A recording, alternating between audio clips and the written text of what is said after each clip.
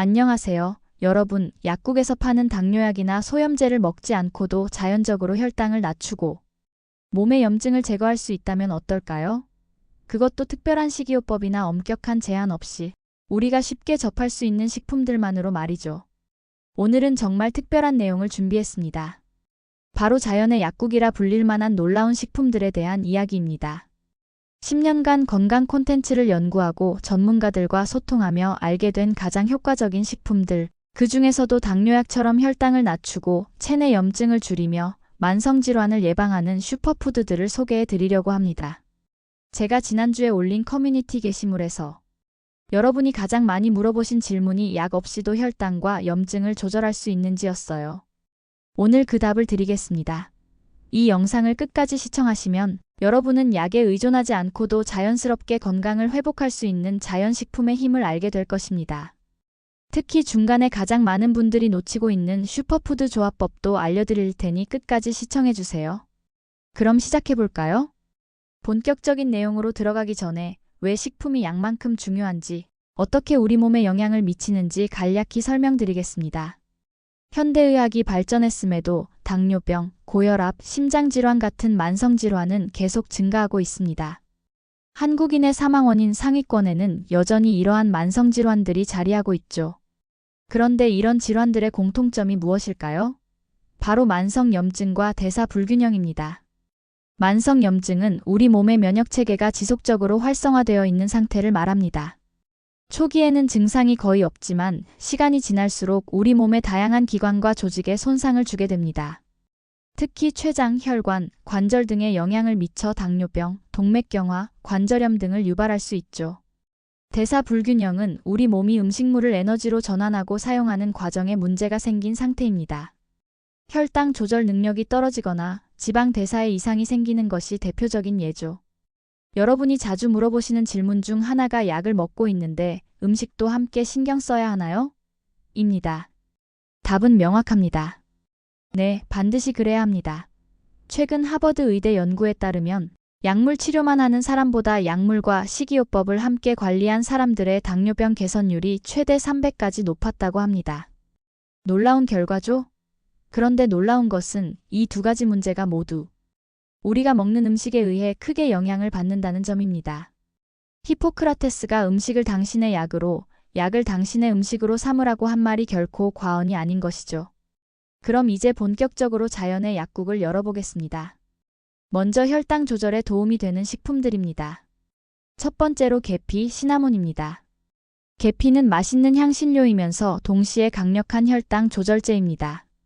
연구에 따르면 계피에 함유된 폴리페놀 성분이 인슐린 감수성을 높여주고 탄수화물 소화를 늦춰 혈당 스파이크를 방지합니다. 하루에 계피가루 3에서 6g, 즉 티스푼 반 정도만 섭취해도 공복, 혈당과 식후 혈당 모두를 낮추는 효과가 있다는 연구 결과가 있습니다. 아침 오트밀이나 그릭 요거트에 뿌려 먹거나 차로 마시는 방법도 좋습니다. 많은 분들이 계피가 정말 혈당약만큼 효과가 있나요? 라고 물어보십니다. 놀랍게도 일부 연구에서는 계피가 메트포민 당뇨약의 30% 정도 효과를 보인다는 결과도 있어요. 물론 약을 대체할 수는 없지만 상당한 보조 효과가 있다는 뜻이죠. 두 번째는 사과식초입니다. 사과식초에 함유된 아세트산은 소화를 늦추고 혈당 상승을 억제하는 효과가 있습니다. 식사 전에 물 한 컵에 사과식초 1에서 2테이블스푼을 타서 마시면 식후 혈당 상승을 최대 20%까지 낮출 수 있다는 연구 결과가 있습니다. 시청자분들이 자주 물어보시는 질문은 식초를 언제 마셔야 가장 효과적인가요? 입니다. 연구에 따르면 식사 시작 5에서 10분 전에 마시는 것이 가장 효과적입니다. 그리고 재미있는 사실은 사과식초뿐만 아니라 쌀식초, 복분자식초 등 다른 발효식초도 비슷한 효과가 있다는 점이에요. 단, 조미용 식초는 효과가 떨어질 수 있으니 발효식초를 선택하세요. 담아놓은 액을 그대로 마시면 치아 에나멜이나 식도에 손상을 줄 수 있으니 반드시 물에 희석해서 드세요. 세 번째는 귀리, 오트밀입니다. 귀리에는 베타글루칸이라는 수용성 식이섬유가 풍부합니다. 이 성분은 소화 속도를 늦추고 포만감을 오래 유지시켜 혈당 상승을 완만하게 만듭니다. 매일 아침 오트밀 한 그릇으로 시작하면 하루 종일 혈당 변동을 안정적으로 유지하는 데 도움이 됩니다. 여기에 앞서 말씀드린 계피를 뿌리고 혈당 지수가 낮은 베리류를 올리면 더욱 효과적이죠. 오트밀이 지겨울 때는 어떻게 하나요? 라는 질문도 많이 받는데요. 실은 귀리를 활용하는 방법이 정말 다양합니다. 오버나이트 오트밀, 스무디에 넣기, 심지어 귀리가루로 만든 팬케이크나 머핀도 좋은 대안이 될 수 있어요. 단, 가공된 인스턴트 제품은 첨가물이 많을 수 있으니 성분표를 꼭 확인하세요. 네 번째는 노니입니다. 태평양 지역의 전통 약용 식물인 노니는 최근 연구에서 혈당 조절에 효과적인 것으로 나타났습니다. 노니에 함유된 스코폴레틴 SCOPOLETIN이라는 성분이 인슐린 분비를 촉진하고 혈당을 낮추는 데 도움을 줍니다. 노니 주스나 보충제 형태로 섭취할 수 있지만 맛이 강한 편이므로 처음 시도하시는 분들은 소량부터 시작하세요.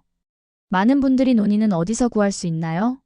라고 물어보시는데 건강식품 전문점이나 온라인 쇼핑몰에서 주스나 분말, 캡슐 형태로 구입할 수 있습니다. 구매 시 100% 순수 노니 제품인지 확인하는 것이 중요해요. 이제 몸의 염증을 줄이는 데 도움이 되는 식품들을 살펴보겠습니다. 첫 번째는 강황, 터머릭입니다.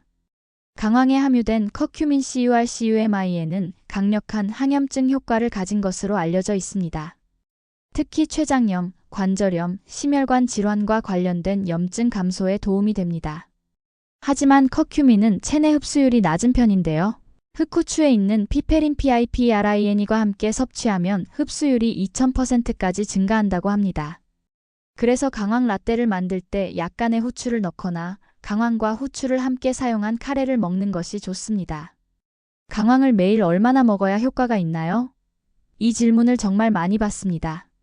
임상 연구에 따르면 하루 500에서 1000mg의 커큐민이 효과적인 것으로 나타났는데 이는 약 1에서 2티스푼의 강황 가루에 해당합니다. 제 개인적인 팁을 드리자면 식용유나 코코넛 오일과 함께 섭취하면 지용성인 커큐민의 흡수율이 더 올라갑니다. 여기서 꿀팁 하나. 저는 아침에 다음과 같은 항염 골든 밀크를 마십니다.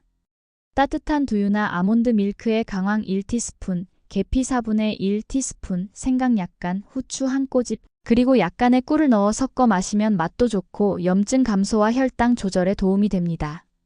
많은 구독자분들이 이 레시피를 따라해 보시고 좋은 효과를 보셨다고 후기를 주셨어요. 두 번째는 생강입니다. 생강에는 진저롤이라는 성분이 들어있어 COX-의 효소의 활성을 억제합니다. 이 효소는 염증 반응을 일으키는 프로스타글란딘의 생성에 관여하는데 많은 소염제가 이 효소를 타겟으로 한다는 점이 흥미롭습니다. 매일 생강차를 마시거나 요리에 생강을 넣어 먹으면 만성 염증을 줄이는 데 도움이 됩니다. 특히 관절염이 있는 분들에게 효과적입니다. 생강이 매워서 못 먹겠어요 라는 이야기를 많이 들었는데 이런 분들은 생강을 얇게 썰어 꿀에 재워 생강청을 만들어 드시면 좋습니다. 또는 구운 생강이나 생강 파우더를 활용하는 방법도 있어요. 매운맛이 줄어들면서도 항염 효과는 유지됩니다. 세 번째는 오메가3 지방산이 풍부한 식품입니다. 연어, 고등어, 청어와 같은 지방이 많은 생선과 아마씨, 치아씨드 등의 풍부한 오메가-3 지방산은 강력한 항염증 효과가 있습니다. 특히 EPA와 DHA라는 오메가3 지방산은 염증성 사이토카인의 생성을 억제하고 염증을 해소하는 레졸빈이라는 물질의 생성을 촉진합니다. 일주일에 최소 2회 이상 지방이 많은 생선을 섭취하거나 식물성 오메가3를 매일 섭취하는 것이 좋습니다. 시청자 여러분이 가장 궁금해하시는 것 중 하나는 오메가3. 보충제와 음식 중 어느 것이 더 좋은가요? 입니다. 연구에 따르면 가능하면 자연식품으로 섭취하는 것이 좋지만 생선을 자주 먹기 어렵다면 고품질의 오메가-3 보충제도 좋은 대안이 될 수 있습니다. 단, 보충제 선택 시 수은 등 중금속 검사를 통과한 제품을 선택하는 것이 중요해요. 네 번째는 녹차입니다. 녹차에 함유된 EGCG 에피갈로카테킨갈레이트는 강력한 항산화 및 항염증 효과가 있습니다. 특히 췌장 베타세포의 염증을 줄이고 인슐린 생성을 개선하는 데 도움이 되므로 당뇨병 예방과 관리에 효과적입니다. 하루에 3에서 4잔의 녹차를 마시는 것이 좋은데 카페인에 민감하신 분들은 저녁에는 피하시는 것이 좋습니다. 녹차가 싫은데 대체할 수 있는 차가 있을까요? 이런 질문도 많이 받습니다. 다행히 항염증 효과가 있는 차는 다양합니다. 루이보스 티, 히비스커스 티, 민들레 차 등도 좋은 대안이 될 수 있어요. 특히 저는 생강, 계피, 강황을 조합한 항염 블렌드 티를 자주 마시는데 이 레시피는 다음 영상에서 자세히 소개해드리겠습니다. 다음은 혈관 건강을 개선하고 심혈관 질환을 예방하는 식품들입니다. 첫 번째는 베리류, 블루베리, 라즈베리, 딸기 등입니다. 베리류에는 안토시아닌이라는 강력한 항산화 물질이 풍부합니다. 이 성분은 혈관 내피세포의 기능을 개선하고 혈압을 낮추며 혈관 염증을 줄이는 효과가 있습니다. 매일 한 컵 정도의 베리를 섭취하면 심혈관 질환 위험을 최대 32%까지 낮출 수 있다는 연구 결과도 있습니다. 냉동 베리도 효과가 있나요? 라는 질문도 많이 받는데 좋은 소식은 냉동 베리도 신선한 베리와 거의 동등한 항산화 효과를 가진다는 것입니다. 오히려 일부 연구에서는 수확 직후 냉동된 베리가 며칠 동안 운송 및 보관된 신선한 베리보다 영양소 함량이 더 높을 수 있다고 합니다. 그래서 저도 1년 내내 냉동 베리를 활용하고 있어요. 두 번째는 마늘입니다. 마늘에 함유된 알리신ALLICIN은 혈압을 낮추고 콜레스테롤 수치를 개선하며 혈전 형성을 방지하는 효과가 있습니다. 특히 마늘을 자르거나 으깨서 10분 정도 두었다가 섭취하면 알리신의 생성이 극대화되어 효과가 더 좋습니다. 마늘 냄새가 걱정되신다면 로스팅한 마늘이나 발효 흑마늘 형태로 섭취해도 효과를 볼 수 있습니다. 구독자분들 중 많은 분이 마늘을 얼마나 먹어야 효과가 있나요? 라고 물어보십니다. 연구에 따르면 하루 1에서 2쪽의 마늘만으로도 심혈관 건강에 유의미한 효과를 볼 수 있다고 합니다. 놀랍지 않나요? 제가 항상 강조하는 것은 일관성입니다. 가끔 많이 먹는 것보다 매일 조금씩 꾸준히 섭취하는 것이 훨씬 효과적입니다. 재미있는 팁 하나를 드리자면 마늘을 요리에 넣을 때 마지막 단계에 넣으면 알리신이 더 많이 보존됩니다. 고온에서 오래 조리하면 효능이 감소할 수 있어요. 세 번째는 올리브 오일입니다. 엑스트라 버진 올리브 오일에는 올레오칸탈이라는 성분이 있는데 이 성분은 이부프로펜과 유사한 항염증 효과를 가지고 있습니다. 또한 단일 불포화지방산이 풍부해 혈관 건강에 도움이 됩니다. 매일 1에서 2테이블스푼의 올리브 오일을 샐러드에 뿌리거나 저온 조리에 사용하는 것이 좋습니다. 단, 고온에서 조리할 때는 연기점이 더 높은 다른 오일을 사용하세요. 모든 올리브 오일이 다 같은가요? 라는 질문이 많은데 절대 그렇지 않습니다. 진짜 엑스트라 버진 올리브 오일을 고르는 방법을 아시나요? 첫째, 어두운 유리병에 담겨 있어야 합니다. 둘째, 병의 수확 날짜가 표시되어 있고 가급적 1-2년 이내의 것이 좋습니다. 셋째, 맛을 보면 약간 쓴맛과 매운맛이 느껴져야 합니다. 이런 특징이 없는 올리브 오일은 효능이 떨어지거나 다른 오일과 혼합되었을 가능성이 있어요. 이제 체중 관리와 지방 감소에 도움이 되는 식품들을 알아보겠습니다. 첫 번째는 녹색 채소, 시금치, 케일, 브로콜리 등입니다. 녹색 채소는 칼로리가 낮으면서 영양소는 풍부해 체중 관리에 이상적입니다. 특히 식이섬유가 풍부해 포만감을 주고 인슐린 저항성을 개선하며 지방 축적을 방지합니다. 매 식사의 접시의 절반을 녹색 채소로 채우는 것을 목표로 하세요. 샐러드, 볶음, 스무디 등 다양한 방법으로 섭취할 수 있습니다. 채소를 충분히 먹기 어려워요라는 말을 자주 들었는데 이런 분들을 위한 비법이 있습니다. 첫째, 그린 스무디에 시금치나 케일을 넣으면 맛은 거의 느껴지지 않으면서 영양소는 섭취할 수 있습니다. 둘째, 고기 요리나 국수 요리에 채소를 잘게 다져 넣는 방법도 있어요. 셋째, 주말에 채소를 미리 손질해서 냉장고에 보관해두면 평일에 활용하기 훨씬 쉬워집니다. 이것은 제가 직접 경험한 이야기인데요. 제 구독자 중 한 분은 매일 그린 스무디 한 잔으로 시작하는 습관을 6개월 동안 유지했더니 체중이 8kg 감소했고 당화혈색소 HbA1c가 7.2%에서 6.1%로 낮아졌다고 합니다. 정말 놀라운 변화죠? 두 번째는 칠리페퍼, 고추입니다. 칠리페퍼에 함유된 캡사이신은 대사를 촉진하고 지방 연소를 돕습니다. 또한 식욕을 줄이고 혈당 조절에도 도움이 됩니다. 매일 음식에 소량의 고추나 고춧가루를 추가하는 것만으로도 하루 50에서 100칼로리 추가 소모 효과를 볼 수 있습니다. 매운 음식을 못 먹는데 대체할 수 있는 음식이 있을까요? 라는 질문도 많이 받았어요. 다행히 대사를 촉진하는 음식은 칠리페퍼 외에도 많습니다. 생강, 계피, 심지어 녹차도 대사 촉진 효과가 있어요. 또한 덜 매운 파프리카 파우더도 캡사이신이 조금 들어있어 대안이 될 수 있습니다. 세 번째는 코코넛 오일입니다. 코코넛 오일에 함유된 중쇄지방산 MCT은 다른 지방과 달리 바로 간으로 전달되어 에너지원으로 사용되기 때문에 체내 지방으로 저장되기 어렵습니다. 또한 포만감을 높이고 대사를 촉진하는 효과가 있습니다. 하루 1에서 2테이블스푼 정도를 요리나 커피에 넣어 섭취할 수 있습니다. 단, 칼로리가 높은 식품이므로 과다 섭취는 피하세요. 코코넛 오일이 콜레스테롤을 높이지 않나요? 라는 질문이 정말 많은데요. 이 부분은 조금 복잡합니다. 코코넛 오일은 확실히 포화지방이 많지만 중쇄지방산은 일반적인 포화지방과는 달리 체내에서 처리되는 방식이 다릅니다. 일부 연구에서는 코코넛 오일이 HDL 좋은 콜레스테롤을 높이는 효과가 있다고 보고했지만 여전히 논쟁이 있는 부분입니다. 따라서 콜레스테롤 수치가 걱정되신다면 의사와 상담 후 적절한 양을 섭취하시는 것이 좋습니다. 많은 구독자분들이 물어보시는 질문 중 하나가 어떤 식품들을 함께 먹으면 효과가 더 좋아질까요? 입니다. 이제 제가 10년간의 연구를 통해 발견한 최고의 시너지 조합을 공개합니다. 첫 번째는 강황. 후추 건강한 지방입니다.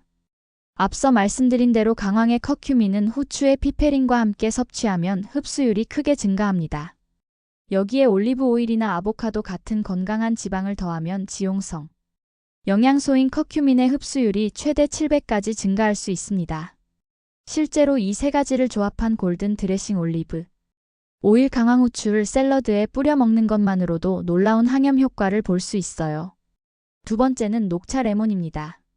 녹차의 카테킨은 산성 환경에서 안정성이 높아져 흡수율이 증가합니다. 따라서 녹차에 레몬을 몇 방울 떨어뜨리면 녹차의 항산화 성분 흡수율을 5배까지 높일 수 있다는 연구 결과가 있습니다. 여기에 계피를 약간 추가하면 혈당 조절에도 도움이 되는 최고의 건강 음료가 완성됩니다. 세 번째는 토마토 올리브 오일입니다. 토마토에 함유된 리코펜은 지용성 영양소로 올리브 오일과 함께 섭취하면 흡수율이 크게 증가합니다. 지중해식 토마토 샐러드가 건강에 좋다고 알려진 이유 중 하나죠. 여기에 마늘을 추가하면 심혈관 건강에 최적화된 조합이 됩니다. 네 번째는 비타민C 식물성 철분입니다. 시금치나 렌틸콩 같은 식물성 식품에 함유된 철분 BM철은 동물성 철분에 비해 흡수율이 낮은데요. 비타민C가 풍부한 식품과 함께 섭취하면 철분 흡수율이 3배까지 증가합니다. 시금치 샐러드에 레몬 드레싱을 뿌리거나 렌틸 수프에 토마토를 넣는 것이 좋은 예입니다. 제 채널 구독자 중 한 분은 이런 시너지 조합을 일상에 적용한 후 3개월 만에 만성염증 수치 CRP가 절반으로 감소했다고 합니다. 식품의 조합이 얼마나 중요한지 보여주는 좋은 사례죠. 이제 우리가 알아본 모든 식품들을 어떻게 일상 식단에 통합할 수 있는지 알아보겠습니다. 아침 식단으로는 오트밀에 계피와 베리류를 올리고 아마씨를 뿌린 후 녹차와 함께 먹거나 그릭 요거트에 치아씨드와 생강가루를 넣고 올리브 오일을 약간 뿌린 채소 오믈렛을 먹는 것이 좋습니다. 점심 식단으로는 연어 샐러드에 올리브 오일 드레싱을 곁들이거나 강황과 마늘, 생강을 넣은 채소 카레와 현미밥을 먹을 수 있습니다. 저녁 식단으로는 마늘과 올리브 오일로 조리한 지중해식 생선 요리와 브로콜리를 먹거나 칠리페퍼를 넣은 콩과 채소 스튜를 먹는 것이 좋습니다. 간식으로는 사과식초 음료물 사과식초, 1스푼 계피 소량나 생강차, 소량의 다크 초콜릿과 견과류를 먹을 수 있습니다. 모든 식품을 매일 섭취해야 하나요? 라는 질문을 자주 받는데요. 그럴 필요는 없습니다. 중요한 것은 다양성과 일관성입니다. 일주일 계획을 세워서 이런 슈퍼푸드들을 골고루 먹는 것이 좋습니다. 제가 추천하는 방법은 컬러풀 플레이트 접근법인데요. 매 식사마다 최소 3가지 다른 색상의 식품을 포함시키는 것입니다.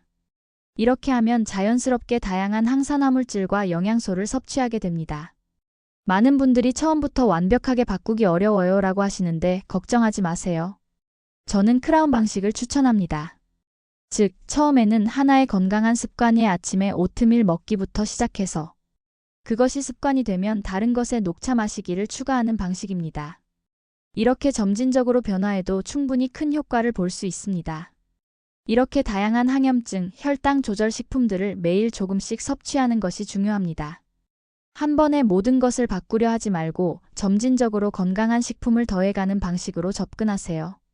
오늘 우리는 자연의 약국이라 할 수 있는 놀라운 식품들을 살펴보았습니다. 이 식품들은 개별적으로도 효과가 있지만 함께 섭취할 때 시너지 효과를 발휘합니다. 당뇨약처럼 혈당을 낮추고 소염제처럼 염증을 줄이며 혈압약처럼 혈압을 안정시키는 이 자연식품들의 힘을 활용하여 건강한 삶을 영위하시길 바랍니다. 물론 심각한 건강 문제가 있으신 분들은 의사의 처방을 무시하고 식품으로만 대체하려 하지 마세요. 항상 의료 전문가와 상담하면서 식이요법을 보조적인 방법으로 활용하는 것이 중요합니다. 댓글에 여러분이 가장 즐겨 먹는 항염증 식품이나 조합법을 공유해주세요. 다음 영상에서는 이런 건강식품을 활용한 일주일 식단 계획을 더 자세히 다루도록 하겠습니다. 영상이 도움이 되셨다면 좋아요와 구독 부탁드리며 알림 설정도 해두시면 새 영상이 업로드될 때 바로 알려드립니다. 건강한 하루 되시길 바랍니다. 감사합니다.